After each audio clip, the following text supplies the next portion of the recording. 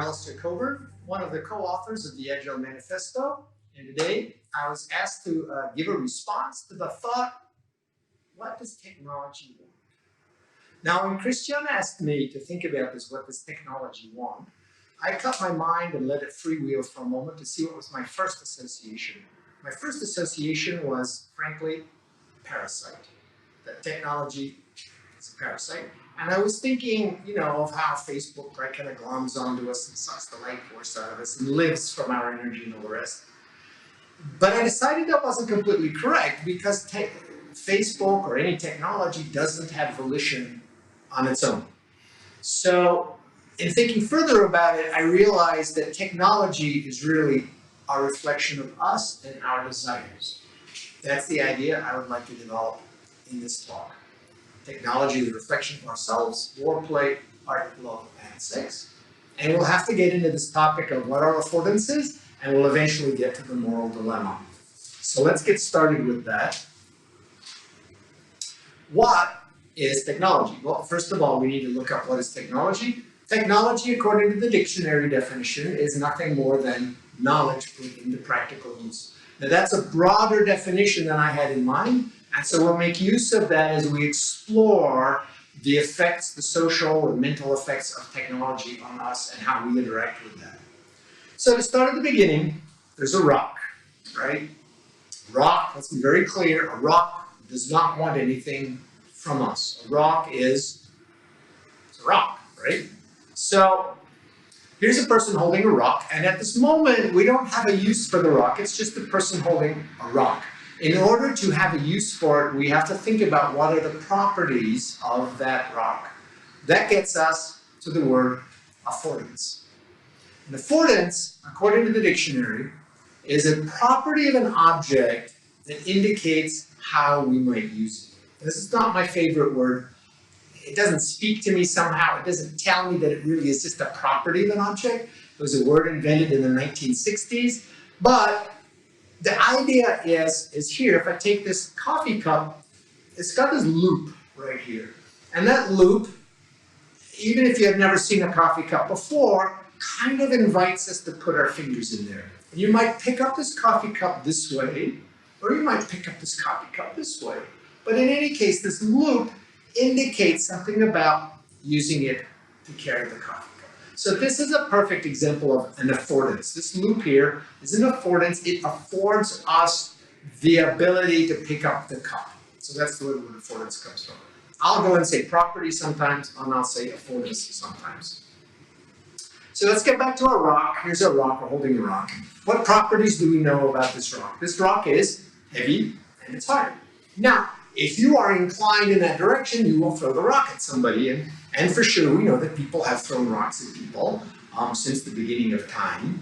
And so I want to first say, but that was in the mind of somebody who wanted to throw the rock or anything to somebody else.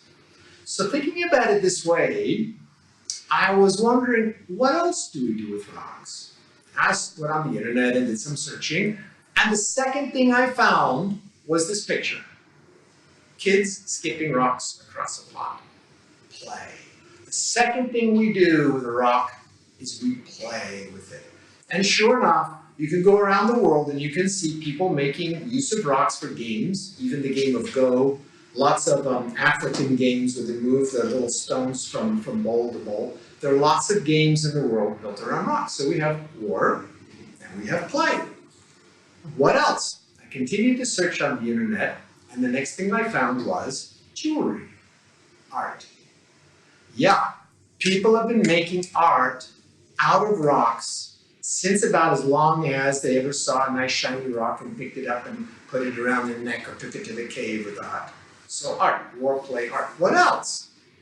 Then I found this picture, which I love. That rock was not thinking about the fact that it was the shape of a heart. That's the little girl. And what's in her mind at that moment is the idea of expressing love to her mom, dad, grandparent, whomever. So we've got those. Now what was interesting was I wrote this talk like over a year ago, and it took me literally a year to remember that the porn industry is a first mover in technology. The war industry, the porn industry are first movers in every technology. It's 2021, you can bet, in fact we already know that AI is already in the sex bots, the dolls, deep fakes, it's everywhere. So we have to include sex as the uses of technology. So this one happens to be, again, found on the internet. I don't know how old this thing is. I think this particular one is in the Greek times, or it could have been Mesopotamia. So for sure we're going back a couple of thousand years. I'll show you one later that goes back 28,000 years. That's how long. So basically, as long as people have been throwing rocks at each other, they've been thinking about rocks for other things. Anyway, so there we have it: war, play, art, love, and sex. And we're going to dig into these, we're going to repeat this, and we're going to see where we go from here. So the first point, I hope it's abundantly clear, technology allows us to indulge our desires. Technology shows us ourselves. Technology is a mirror. What we see when we use technology is not the technology, it's us. And the higher caliber the technology, the more advanced the technology, the more we're able to magnify our desires. And that's what technologies do. Good enough. Now I have to come back because there's something that bothers me about this definition. This definition of affordance makes it look like the property is innate in the object. It says a property of an object that indicates. But I want to be clear, it doesn't indicate. We notice. We notice the property, and we notice how we might use it. So I would love to say an affordance is a property of an object that we notice, and we notice how we might use it. Now this gets us into an interesting space, which is the misuse of things. And that is so much fun. This is the most fun of the talk as far as I'm concerned. So let's get going on that. I have, if I'm lucky, I have a dime in my pocket. Yeah, it's a dime. It's an American coin, 10 cents.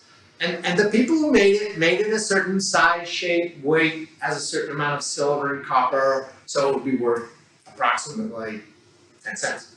But what's interesting is that people started using this, because it's so nice and small, they didn't have a screwdriver, they would use this as a screwdriver. And then searching on the internet, guess what I found? I found a picture, and I have bought such objects, the things that you assemble at home. They literally make the screw one that fits a dime. So this has gone full circle. The people misusing an object, other people noticing it, and actually making that the correct use. So there's a dime used as a screwdriver. This is a door stop. Now a door stop is, if the door swings closed or it swings open, this thing is a heavy rubber triangular object with kind of a lot of friction on the bottom, and you jam it under the door, and then the door stays open or stays closed, as the case may be. This is a staple remover. If you staple bits of paper together, it's got these little claws there, so you slide it underneath the staples, and then you pop it open. Now it happened one day that I didn't happen to have a doorstop, but I looked on my desk and I did happen to have a staple remover, and I noticed the shape of the staple remover was kind of triangular, and sure enough I put it under the door, and so now we have a staple remover acting as a doorstop. Okay? The people who designed the doorstop or designed the staple remover absolutely didn't have in mind that it would be a doorstop, but that didn't stop me from noticing the properties of the staple remover and declaring them an affordance for acting as a doorstop. This is a nice one. Have you ever been on a picnic and you have some cheese, you have some stuff, and you don't have a knife? Nobody brought a knife, but you have a credit card. Now, to people like me, credit card looks an awful lot like a knife. Now, last time I gave this lecture, I actually had some Gouda cheese, some Gouda cheese, and I was able to demonstrate cutting it. Today, guess what? Don't have cheese. Do happen to have this nice cake, however, and quite obviously, I'm going to use this to cut myself a nice piece of cake. So there we have it. There's your credit card as a knife. By the way, it works really well for spreading the pâté, and I can tip you off. It does not work very well for cutting the salami because that's too hard. You need something with serrations or sharper. What's cute about this is some people get upset that I use the credit card as a knife. And literally, I found on the internet this little discussion. Does anybody else use their knife as a screwdriver? And I can tell you the answer is yes, because my sister broke one of my best knives using it as a screwdriver at my house. So for sure, people use knives as screwdrivers. But what was interesting was on this conversation, somebody else wrote in and said, no, a knife is a cutting tool. That's all you do with it. And a credit card is only a credit card, and you do not cut cheese or cake with it. So that's what we are. Let's keep going down this. There's a lovely video that you can see online called Ways to Open a Beer in Australia. Australia is Australia in Australian speaking. So ways to open a beer in Australia. And they give a set of them, but I'll just show you. We're kind of practiced at this by now. If you haven't tried this, it is amusing. It does hurt your fingers. To use a key to open a bottle, beer bottle. There's them opening the beer bottle with a larger coin than a dime, we might say, speaking of properties. And my favorite of all of them is this lady named Tina, and this is like a 3-second video. You can search for Tina opening a beer bottle. She's got 2 bottles of beer in her hand. She's walking along. She glances at the camera and goes, chomp, pops the one beer bottle against the other beer bottle, and there you see the beer bottle cap shooting off just to the side like that. So the people who are making the beer bottles and the beer bottle caps are not thinking about using the beer bottle caps to open other beer bottles, but that doesn't stop Tina from doing it. Now, the top of the line, as far as I'm concerned in this, is a wonderful video. You can find it online. It's put out by Rasta Random, and I'll give the URL later. But he starts with a brass bolt, brass-colored bolt, and the nuts there. And the first thing he does is stick it in a vise. And I'm watching him do this, and I'm going, he's destroying the threads on that bolt. What is he doing? And then he continues, and he kind of sands somehow the nuts so that they look a little bit different. He starts bending things, and I'm going like, what on earth is he doing here? And he produces this amazing piece of art, this brass-colored, kind of goldish-colored wasp, or bee, or whatever that is, a hornet, I guess that is. So there you got it, Rasta Random, and for sure the people who are creating the brass-colored nuts and bolts and screws and things were not thinking about this. So there we have war play. What do we have? What do we have left over? Yeah, we have sex, of course. Here we have historical reports referencing Egyptians and the Greek using unripe bananas as sexual aids. And I will tell you, a surprising thought crossed my mind is, why is there only one Greek? I'm sorry, English grammar, I didn't make this stuff up. Anyway, down in the footnote, you see reference to sex toys dating 28,000 years. Ancient phalluses made of stone and catch this dried camel dung. Now, I promise you, I had not thought of dried camel dung as a technology for you-know-what, but who am I to say? 28,000 years ago, they were doing this. So pretty much as people saw an unripened banana, they were already operating on these things. We got it? So jumping forward, here's just a page from Facebook, and sure enough, you can tag it. People after social status, people expressing love, people looking for money, people doing art, and you can for sure bet that the people in the war and porn categories are doing everything that they can with Facebook, as they can get away with it. Time to shift over. Because technology is knowledge put to use, I found that we have to include words as technology, and it has some interesting implications. So I'd like to now shift directions and go after words as technology. And sure enough, just a quick replay. War, yeah, got that. Play, yeah, got that.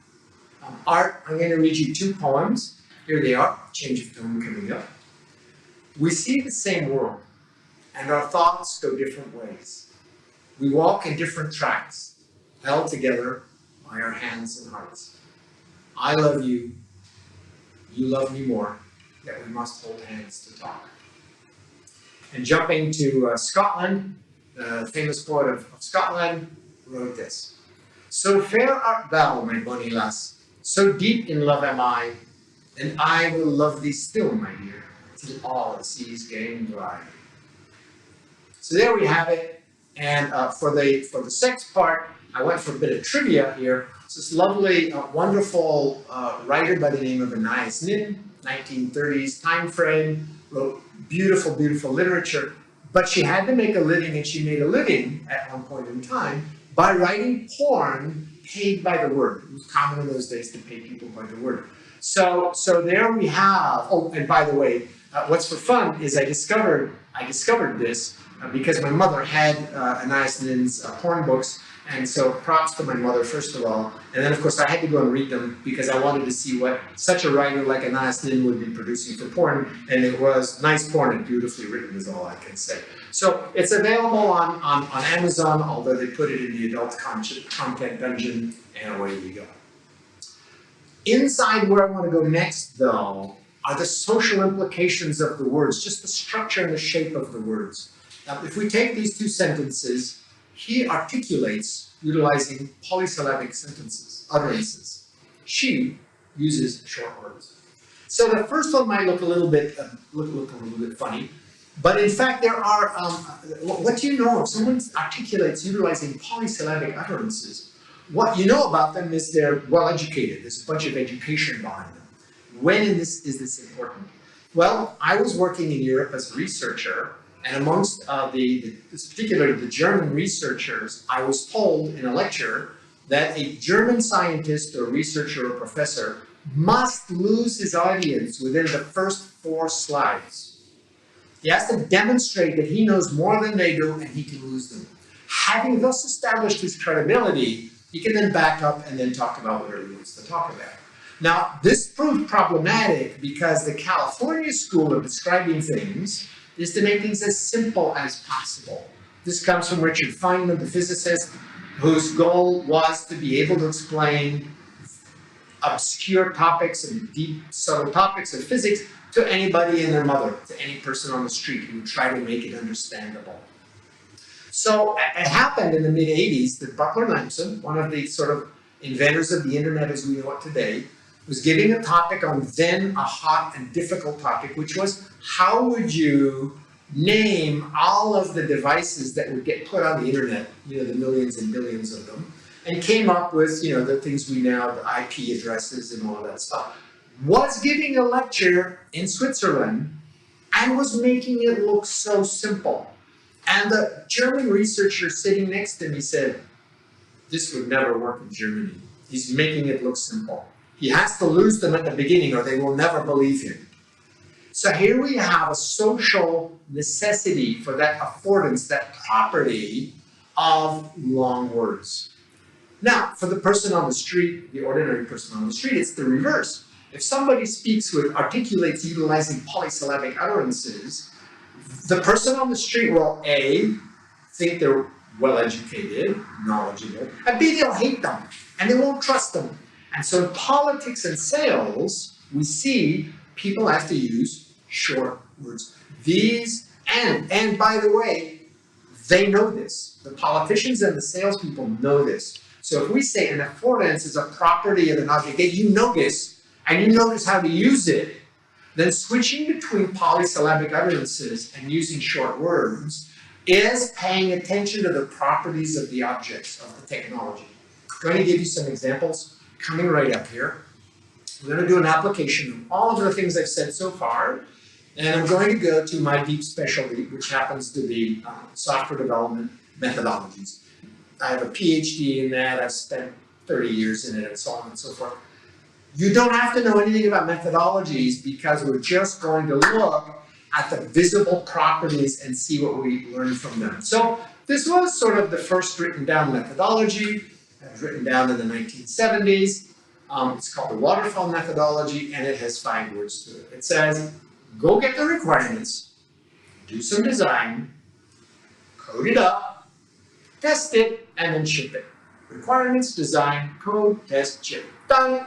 Now, this methodology has been shown to be possibly the worst one you could ever use. It almost guarantees project failure. It has been shown to generate so much trouble, and yet we haven't been able to dislodge it in about 30 years or more. And we've tried everything. And the problem is this picture is so simple.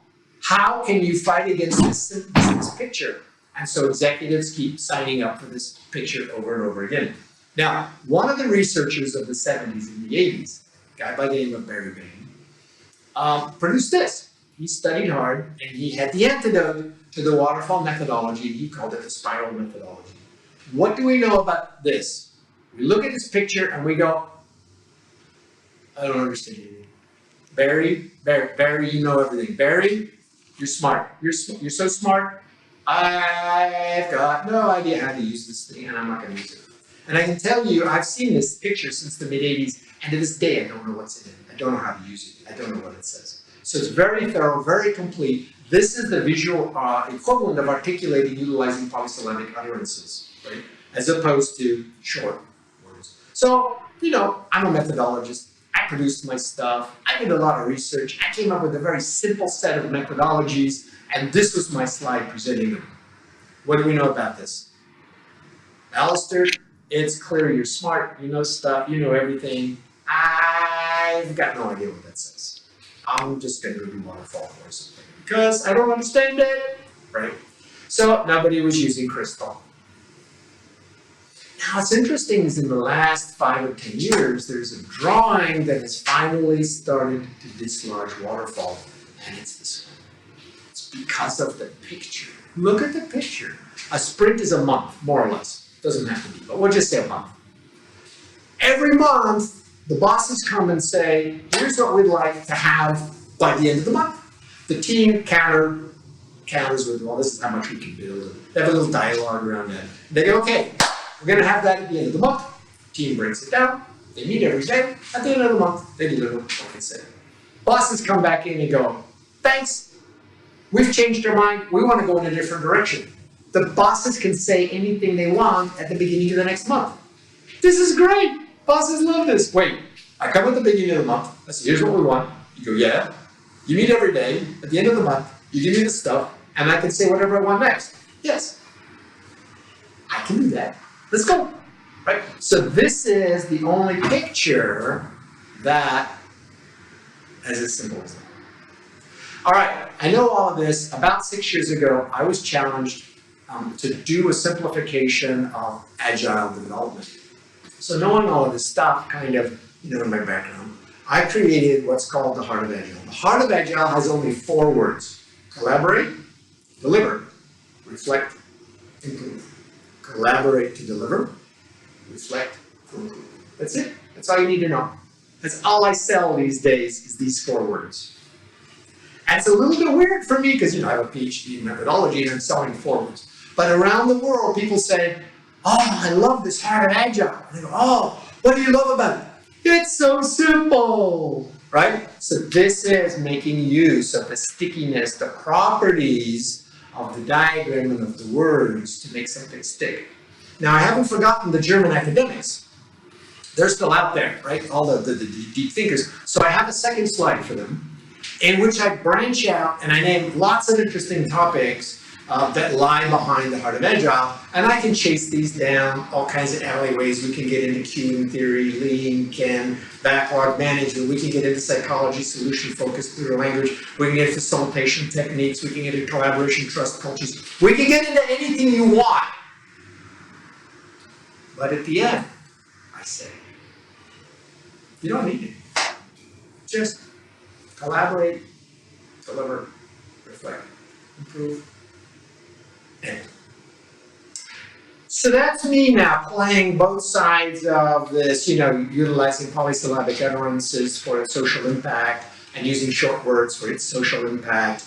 We're going to get to the moral dilemma now. So I hope you've seen the moral dilemma already, which is whatever you bring into the world will get misused. That's just whatever properties you had in mind, somebody will see some properties that will advance them in their cause and they'll use it for that. So that gives us the moral dilemma. Now, normally the technologists go, Not my department. I don't care. I can't do anything about it. I'm just an innocent soul bringing technology into the world. And by the way, I've heard poets advocating revolution and suicide when people actually do revolt and commit suicide, literally saying, I'm not responsible for that. I just wrote a poem, right? And I go, the moment you published it, you put it in the world and you have accountability. So what are we going to do about this? To get to that, I just want to pass briefly through this lovely lecture given by Linda Rising called Our Agilists, the Bonobos of the Software World. She's a great talker, and I didn't know what a bonobo was. If you don't know what a bonobo was, that's fine. Apparently, according to her lecture, as I understood it, chimpanzees tend to be quite aggressive, and they have wars and battles, and there's a lot of aggression in there. Bonobos look to me just like chimpanzees, but they have a very friendly culture.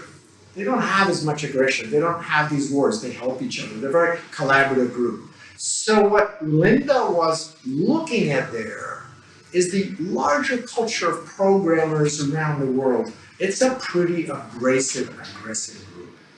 Inside the agile world, we try to be collaborative, a little bit more friendly, a little bit more sympathetic, a little bit more inclusive. So she was giving this lecture, Our Agilists, the Bonobos of the Software World.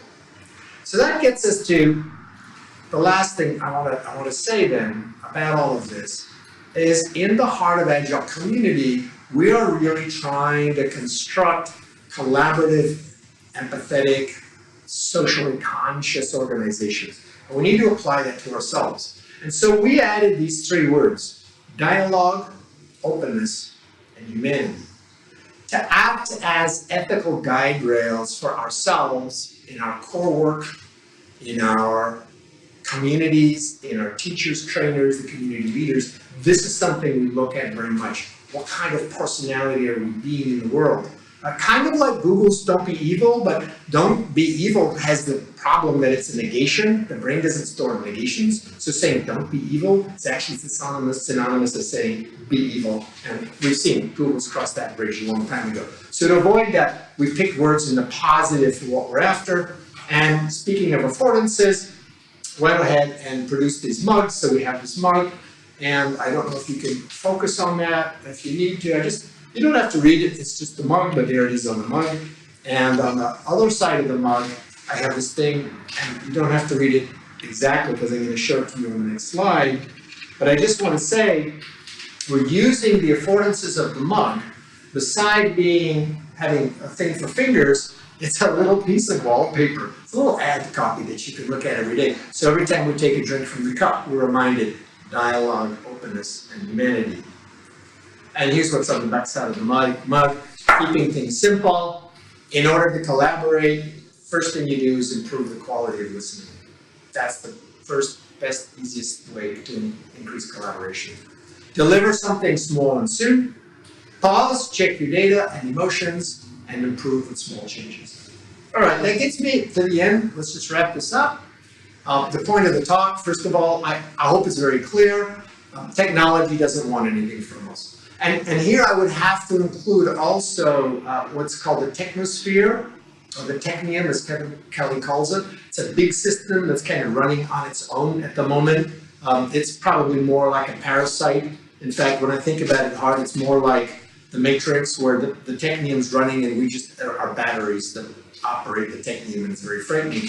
But we constructed the technium piece at a time. Every part of the technium, every technology we constructed, we did for a purpose. Technology is a mirror. It shows us ourselves. It allows us to indulge our desires. Good. What can you do tomorrow? Well, first of all, just when you see people using technology, look at what desire they're expressing at the moment. That's interesting just by itself to note.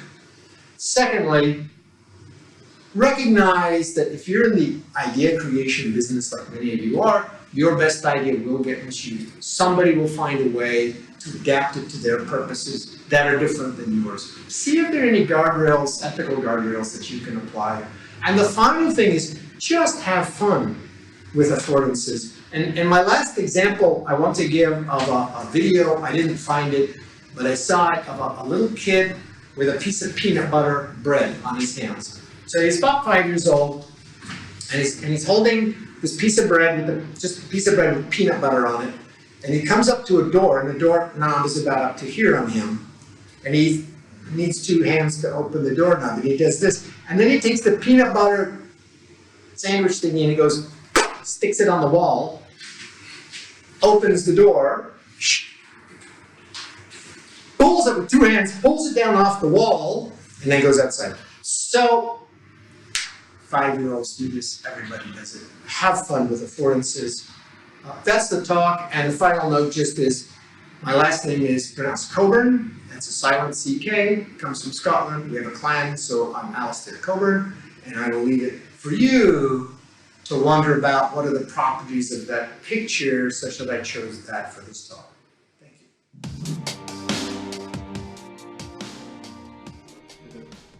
So we're back online with Dr. Alistair Cockburn. Thank you very much for this talk. We are going to not use too much complex word in order to not losing our audience. Just to say in French, vous pouvez vous poser vos questions en français, on les posera à Alistair en français ou on essaiera de traduire. Alistair pourra aussi entendre des questions en français et y répondre en anglais comme il le souhaite. So Alistair, the question I asked before viewing your talk was, did you imagine 20 years ago the impact of the Agile Manifesto while participating to this to its publication on the way we work globally and also on your personal life? No, I don't think so. You know, we were 17 people, and we had well-published people in the room. Kent Beck was there, Martin Fowler was there, Jeff Sutherland was there, Ken Schwaber was there, Jim Highsmith was there, I was there. You know, we had Bob Martin was there, Steve Meller was there. So we had really well-published people in the room. And when we got done, it was clear, like all 8 of us were going to write about this. It was clear we were going to have an effect, let's say an effect. That's all we wanted, to have an effect in the software world. And then Ward Cunningham put up a little thing on the webpage. This was in 2001, so it was pretty advanced. He put a little place where people could write in and say, I really agree with this, I love this, and sign their name. And within weeks, we had hundreds of comments, and we were, wow, we didn't know that. And within months, we had thousands of comments, and we went, wow, look at that. So we really didn't have the idea that like now Agile is being used in villages, social projects, church projects, literally being used in families to get everywhere. The kids to go to school. No, at this point, we've exceeded everything that was imaginable at that time. Yeah. Okay. So. And I've got a question related to this manifesto, who is saying, if you were writing yourself the manifesto today, what will you add or remove? I have to give credit to Henrik Kniberg in Sweden, because since about 2002 already, we've been trying to find ways to take it outside of software. And the word software is in the manifesto. And the first value of the manifesto says individuals and interactions over processes and tools, so that stays the same. But the second one says working software over comprehensive documentation. And I think he says delivered value. So now we take it out of software. And the third one says customer collaboration, and that stays the same. The fourth one says responding to change, and that has caused us a lot of trouble. And he said responding to feedback. And I think if you make those just 2-word changes, you change the word software to value and the word change to feedback, then we're clear. Then we're safe and we can use it everywhere, which is, of course, my goal these days. Yeah, it's very clear. Thank you for this answer. Before I'm taking other questions, first of all, what is the reason behind this picture that everyone is, this persona that you gave us, that everyone is looking, is seeing on the platform? Your own photo done with Photoshop, or I don't know how you did it. What's the why behind this picture? Which photo? The one on the website for the Agile Manifesto? Yeah, when people are looking at your face, your photo, there's a kind of distorted photo. No, you don't see what it is? No? The one with the big hair, the one that you use Yeah, in the advertising? Oh, yeah. That was fun. That was in about 2003, and I hired a professional photographer to give me a picture for my business cards. And all of the pictures were really bad, quite frankly. And my hair wasn't really longer than today. And he was just playing with Photoshop, and he said, look what I can do. And he made my jaw come down into, my lips come down into here. And he pushes a button, it's called a pinch. And it squeezes the center of the photo, it does a distortion, and the other one makes it bigger. So he made the center smaller, and my hair all popped out. And I said, oh, that's cool. And then I owed someone a picture who helped me with the Japanese characters on my business card. And I sent him these pictures, and I said, I will send you one of my new business cards with your kanji of my name. And he says, only if it has the big hair picture. So I had to print business cards with the big hair picture. And so I had 2 business cards, the regular picture, which was pretty awful looking, quite frankly, and the big hair picture. And so I would always offer people both cards. And then they pretty much always took the big hair picture, the funny picture. And if they took the regular picture, I would ask them, what, just out of curiosity, why are you taking this card? And they go, this is for my boss. So they would take this for themselves and this for their boss, right? It's a kind of an A/B tasting. and that's at every level. Even CEOs, they would take the big hair picture. So eventually I just threw away all the cards with the regular photo, and that became my photo. Question from Laurent. What is the difference between Heart of Agile and PDCA? Very good. I like that. So for people who don't know what PDCA is, that's from Deming, and it's plan, do, check, act.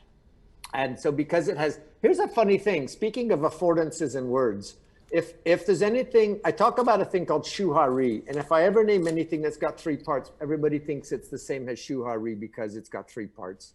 And because Heart of Agile has 4 parts, everybody thinks it's the same as PDCA because it's got 4 parts. And they don't look at the content. They just say, oh, 4 words and 4 words, they must be the same. So speaking of affordances and what that does inside our mind, so people jump to that. And so the 4 words of the Heart of Agile are collaborate, deliver, reflect, improve. Now, the last 3 are the same as as PDCA, right? Because plan, deliver, check, act, he actually means improve. So those are the same. But plan is not at all like collaborate, not any way, shape, or form the same. Yeah. And I don't feel bad about that. I think if Deming was alive today, you know, he might be comfortable shifting and saying, okay, the current one is collaborate. Like you might think of it as an update on PDCA for the 21st century, where in the 1960s and 70s, planning was everything. In the 21st century, collaborating is, someone actually wrote one time, collaborating is the new planning. Yeah. So it has this similarity, but he did not have collaboration in there, and so on. Yeah. Thank you. Another question which is related to Deming, but in a short answer. For you, is Deming a visionary person or not? I'm thinking about his book, Out of Crisis. Yeah, I actually have never read all of his stuff. I occasionally look back at what he says just to see, you know, if he's already done whatever I'm doing or if he's got something I don't have. If he ever has anything that I don't yet have, I also don't yet understand it. So it doesn't do me any good. So back in the day when I was young and learning, I didn't understand anything he said. Now that I know what I know, I can understand those parts of what he said that I already understand. Okay. It is something, another question, is it something sometimes hard to, in some organizations, to overcome the first barrier regarding collaboration and trust? If this step is not fulfilled, does it mean for you that Agile won't work in this organization?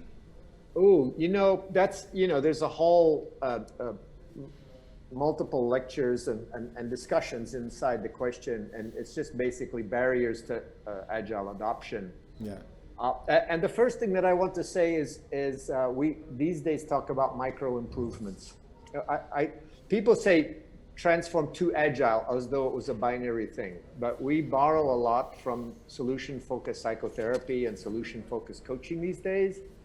And one way to do it is say, on a scale of 1 to 10, where are you now? And maybe it's a 3, maybe it's a 4, maybe it's a 6. And you aspire to improve by a half a point or 1 point. So you don't jump from 3 to 8 or 3 to 10. So an organization that's at, let's say, 3, so it's not very agile. People think they're going to make it a 10, and we don't aspire for that. But if an organization was at a 3 and they become a 4, it's already better. And if they're 6 and they become a 7, it's better. So I don't worry about, the first step. That's the first dimension. The second dimension that has to be mentioned inside that question is the social hierarchy and the attachment to having social hierarchy inside the culture of the organization. And so we have national cultures like, I will name France, hi France, and Chile, and Southeast Asia, and including also Mexico, where nationally there is a hierarchical rank across people. So France likes to think it's all egalitarian, but I like to say, little joke from my French friends, égalité, what are my 3 words? Égalité, fraternité, supériorité. There's no égalité, no, it's liberté, fraternité, supériorité. That's the French Revolution gave us that. Okay. But you have to deal, just to finish that when you say an organization is not taking the first steps, we have to look at the big telecoms, the big organizations, the large enterprises. Certain countries are very hierarchical by nature. That's very cultural. And agile is very kind of egalitarian in this sense. And so when you say they don't make the first steps, you say, well, in a very hierarchical local culture, what can you do? And so you look for those aspects of the agile ideas that you can use inside of a very hierarchical organization. And again, you're only looking at going from 3 to 4. Okay. It's quite frustrating because there's a bunch of questions and we have only 10 minutes left. So Alain says, sometimes agile sounds like agitation. Is it a kind of affordance or a big misunderstanding? I have never heard that before, so it's in somebody's mind asking a question and not in my mind. Okay. A quick question. What are the best way to fail an agile transformation, or to say it more largely, collaboration? What is the best way to fail? Yeah, it's people being territorial, high ego. Yeah. So everybody wants to ask me questions about agile, huh? Nobody wants to ask me questions about what does technology want. Yes, I'm trying to find... Do you have any questions that around the talk as opposed to generic agile questions? I got a question that might be related. Is humanity becoming a reflection of technology in your point of view? Oh, that's a nice question, because I originally said that technology was a parasite, and in the sense of it being a parasite, we copy what we see, and if we see more technology, we become more like that. That's an interesting question. So I love that, because now we have a mirror going back and forth, right? So we're setting what we are and we're becoming what we see. I like that question. I do think that Agile is coming, you said 20 years ago, from the software environment, and today he's spreading the word in our families, and this has nothing to do, as we can see, related to technology, but it's coming from technology. Do you believe that the manifesto or the principle of the manifesto could be written without any technology context, new tools, new ways of working? Could it emerge in other place, not related to engineers or software developers or whatever? Absolutely. I mean, I think that it could be written in 4 words, to be honest. Right? Collaborate, deliver, reflect, and improve is exactly. And then with the extra words, dialogue, openness, and humanity. I think it was an accident of history that it was some programmers who decoded this, and it could have come from theater or it could have come from some other place. It happens that software is a pure mental activity, and in the sense of it being a pure mental activity, it's the sort of first arrival in the new world of mental activities. And so in sense, there's sort of the explorers of the mental realm are from software. But yeah. Another question who is saying, with the internet and software world, we have this culture of openness, sharing information with everyone, open source software, open scientific publication. When you say, whatever you bring into this world, it will be misused. Wouldn't it be better if some ideas were not shared that openly? In other words, is there a kind of toxicity into openness and to share everything, and everything could be open? Well, one of the things that strikes me about technology is once it's into the world, you can never take it back, like Pandora's box. It's like a ratchet, yeah? The moment anybody shows anybody else, and this is from, fire, from cartwheels, from, things back a long time ago, it's there, it's permanent. And I don't see a possibility that somebody's going to come up with something great and then not tell anybody about it, right? That's pretty unlikely. So, in the sense of Kevin Kelly and the technosphere advancing, yeah, anybody who invents something, somebody else also would invent it. And the moment it's shared, then you've ratcheted up. So there's this ratchet that goes up. And I just want to mention the other speakers. I'm glad you let us meet some of the other speakers. And some of them, like Karen Alasari and Justine Kessel, are talking about technology. And Justine's got this beautiful thing of showing like the humanity, the echoing of emotions and connection. And when I had a chat with her, I talk about ethical guide rails, but I don't see her putting ethical guide rails around her work. Once she's published it, there are no ethical guide rails. It's pure technology that's gone out. And so what's Justine supposed to do? Just stop working?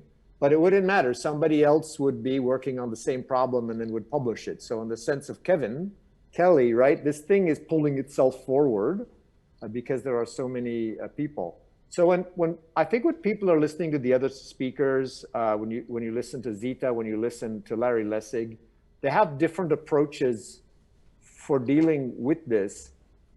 Karen's interesting view is that the hackers are going to take back some control, but we could pop that into the personalities of the people and so on. So I want to mention the other speakers because for me it's intriguing to listen to their talks in the framing of technology as a reflection from us. Where are the ethical guide rails? How can you do any controls? Larry Lessig has an interesting view through laws. Justine's got this nice technology. Karen says, let's take control back. Zita says, very much like me, it's all up to people. So I'm encouraging people to listen to the other speakers in this way. I was wondering if we can benefit from your experience, because you are doing tons and tons, I do imagine, of a workshop, meetup due to this Agile and Heart of Agile methodology around the world. So will you say that you can encounter a difference in culture, the way different cultures are reacting, will answer this question, what technology want? Will it be the same in Japan, in the US, in Sweden, France, or whatever country you've discovered or you went? Yeah, interesting. So my foundational thought around all of this is there are about 6 billion people on the planet, and there's a statistical distribution of personality types, and the culture, the national culture, like accentuates and rewards certain ones, but the distribution still exists.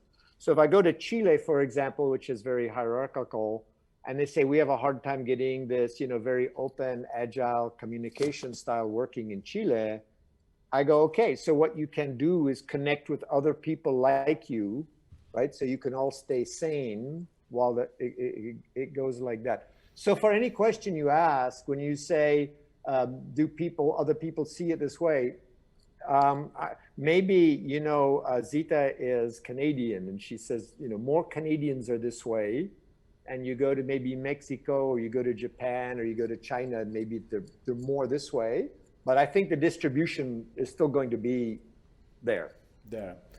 Thank you very much. We're running out of time, unfortunately. The discussion continues. The speakers are delivering their talk until tomorrow evening. Thank you very much for your contribution, your point of view, Alistair, and hope to see you soon in Paris. And thank you for all the questions that we have on the chat. I'm sorry I didn't ask any. It was not the half of the question that we had, but it was a great time. Thank you very much, and bye-bye.